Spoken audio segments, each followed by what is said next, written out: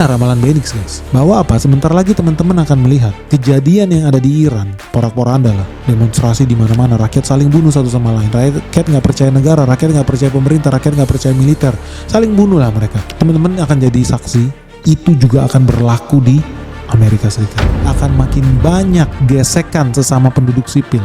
Rakyat sipil, ormas-ormas, militer, tentara, polisi, warga, mahasiswa akan makin banyak yang saling bunuh satu sama lain. Demonstrasi akan makin banyak di Amerika Serikat. Kenapa? Karena hari ini utang Amerika Serikat sudah mencapai all time high, titik tertingginya. Teman-teman tahu hari ini utang Amerika Serikat itu sudah 38 triliun dolar. 38 triliun dolar.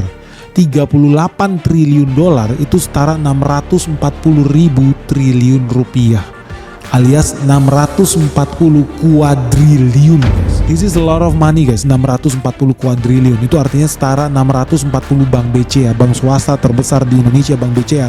640 biji. Kenapa? Karena disitu gue udah bilang 2 tahun lalu perjanjian petrodolar resmi berakhir. Negara Saudi Arabia resmi tidak mau memperpanjang perjanjian petrodolar antara negaranya dengan Amerika Serikat. Padahal perjanjian ini udah berlangsung selama 50 tahun. Ya artinya sejak 2 tahun lalu jual beli minyak di Timur Tengah, ya Arab Saudi yang paling besar di situ, udah lagi tidak dijual eksklusif cuma menggunakan US dollar. Walau memang udah terkandung terlambat lah, udah mulai banyak negara-negara di sana yang stok di gudang mereka isinya apa?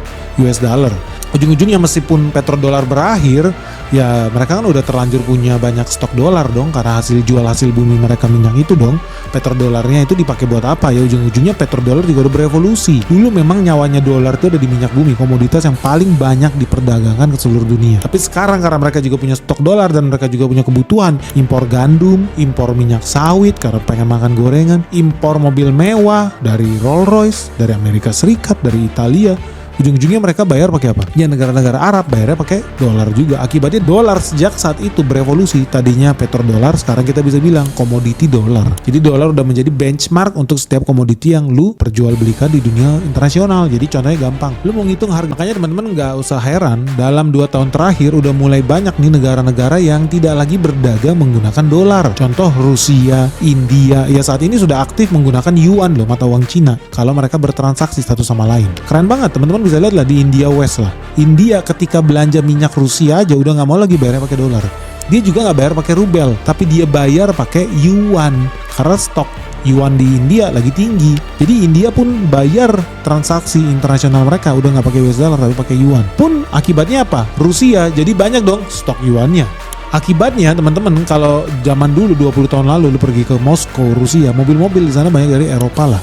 Mobil-mobil Jerman, Mercy, BMW, VW, itu banyak banget di sana. Tapi sejak mereka terima yuan sebagai alat pembayaran, dan tentunya ketika mereka belanja, mereka pun belanjanya harus pakai yuan itu dong karena stoknya berkelimpahan. Apa? Hari-hari ini kalau teman-teman pergi ke Moskow itu mulai banyak truk-truk, mainan, makanan, sampai mobil merek Cina guys. Makanya jangan heran juga ketika Rusia kan punya cadangan gas minyak sangat besar ya. Mereka sekarang pun udah ketika ekspor minyak dan gas mereka nggak mau lagi dibayar pakai dolar. Pilihannya cuma 2, dibayar pakai rubel mata uang Rusia atau dibayar pakai yuan Cina. Karena hari ini Rusia ketika katakan dia mau impor beras dari Indonesia, mau nggak pakai rubel? Pasti orang di Indonesia nggak mau terima rubel karena rubel lagi disanksi sama Amerika Serikat. Nanti kita nggak bisa pakai belanja rubelnya kalau impor gandum dari Amerika.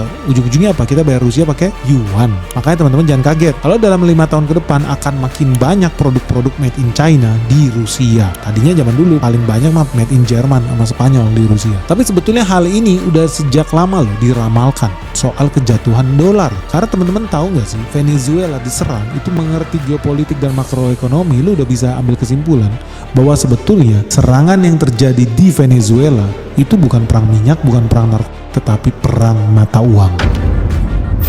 Jadi guys, sudah resmi ya bahwa Amerika Serikat bukan mengincar bandar narkoboy, bukan mengincar Maduro, bukan juga memang pengen menghancurkan Venezuela, no, tetapi sebetulnya dia mengincar China. Dan teman-teman tahu nggak kenapa ini memang wajib dilakukan oleh Amerika Serikat detik ini juga? Bukan 10 tahun lalu, bukan 20 tahun lagi, tapi harus detik ini juga. Lu pasti penasaran kan? Kenapa memang mereka harus menyerang Venezuela dan Iran di bulan Januari tahun 2026 ini. Ya ini semua karena ada hubungannya dengan petrodolar.